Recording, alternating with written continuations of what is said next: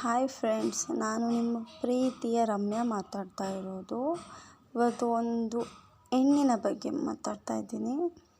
ಹೆಣ್ಣು ತನ್ನನ್ನು ಖುಷಿಯಾಗಿ ನೋಡ್ಕೊಳ್ಳೋರಿಗೋಸ್ಕರ ಅವಳು ಖುಷಿಯನ್ನು ಕೊಡ್ತಾಳೆ. ತನಗೆ ನೋವು ಕೊಟ್ಟರೆ ಅದನ್ನು ಸಹಿಸ್ಕೊಳ್ತಾಳೆ. ಎಲ್ಲಿವರೆಗೂ ತಾಳ್ಮೆ ಇರೋವರೆಗೂ ಸಹಿಸ್ಕೊತಾಳೆ.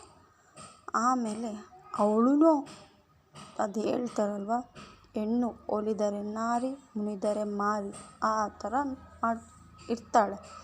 ಅದಕ್ಕೋಸ್ಕರ ನಾವು ಹೆಣ್ಣಿನ ಮನಸ್ಸನ್ನು ಸ್ವಲ್ಪ ಅರ್ಥ ಮಾಡ್ಕೊಳ್ಬೇಕು. ಹೆಣ್ಣಿನ ಮನಸ್ಸು ಯಾವ ಥರ ಅಂದರೆ ತುಂಬ ಸೂಕ್ಷ್ಮ. ನಾವು ಆ ಹೆಣ್ಣಿನ ಮನಸ್ಸನ್ನು ಅರ್ಥ ಮಾಡ್ಕೊಳ್ಬೇಕು. ಅವಳನ್ನ ಅರ್ಥ ಮಾಡ್ಕೊಂಡು ಖುಷಿಯಿಂದ ನೋಡಿಕೊಂಡ್ರೆ ಸಾಕು. ಅವಳ ಸರ್ವಸ್ವವನ್ನು ದಾರಿ ಎರಿತಾಳೆ. ಅವಳನ್ನು ಖುಷಿಯಾಗಿ ನೋಡಿಕೊಳ್ಳುತ್ತಾ ಅವಳಿಗೋಸ್ಕರ ಸ್ವಲ್ಪ ಸಮಯ ಕೊಟ್ಟರೆ ಸಾಕು. ಅವಳು ತುಂಬ ಸಂತೋಷದಿಂದ ಇರ್ತಾಳೆ. ಒಂದು ಹೆಣ್ಣು ತನ್ನ ಸಂತೋಷವನ್ನು ಬೇರೆಯವರ ಸಂತೋಷಕ್ಕಾಗಿ ಬದುಕ್ತಾಳೆ. ಬೇರೆಯವ್ರ ಖುಷಿನೇ ತನ್ನ ಖುಷಿ ಅಂತ ಬದುಕ್ತಾಳೆ.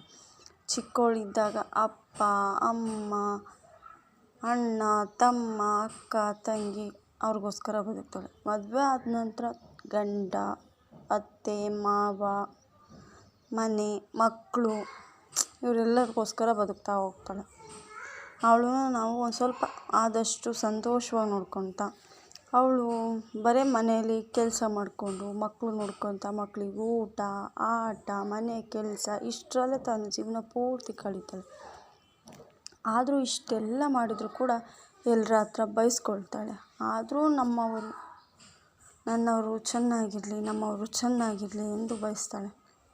ತನಗೋಸ್ಕರ ತಾನು ಏನನ್ನು ಕೇಳಲಾರಳು.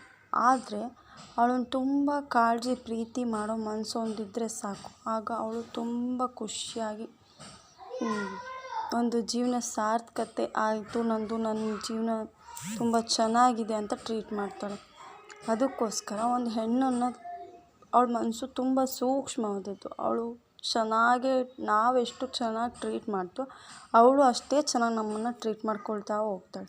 ಅದಕ್ಕೋಸ್ಕರ ಪ್ಲೀಸ್ ಫ್ರೆಂಡ್ಸ್, ಎಲ್ಲರನ್ನೂ ಬಿಟ್ಟು ಬಂದಿರ್ತಾಳೆ ಒಂದು ಹೆಣ್ಣಾದವಳು. ಹೆಂಡತಿ ಆಗಿರಲಿ, ಮಗಳಾಗಿರಲಿ, ತಾಯಿ ಆಗಿರಲಿ, ತಂಗಿ ಆಗಿರಲಿ, ಅಕ್ಕ ಆಗಿರಲಿ, ಸೊಸೆ ಆಗಿರಲಿ, ಯಾರೇ ಆಗಿರಲಿ, ಒಂದು ಹೆಣ್ಣು ತನ್ನ ಎಲ್ಲ ಸರ್ವಸ್ವವನ್ನು ಬಿಟ್ಟು ತನ್ನ ಗಂಡನಿಗೋಸ್ಕರ ಗಂಡನ ಮನೆಯಲ್ಲಿ ಬಂದು ಬದುಕ್ತಾಳೆ.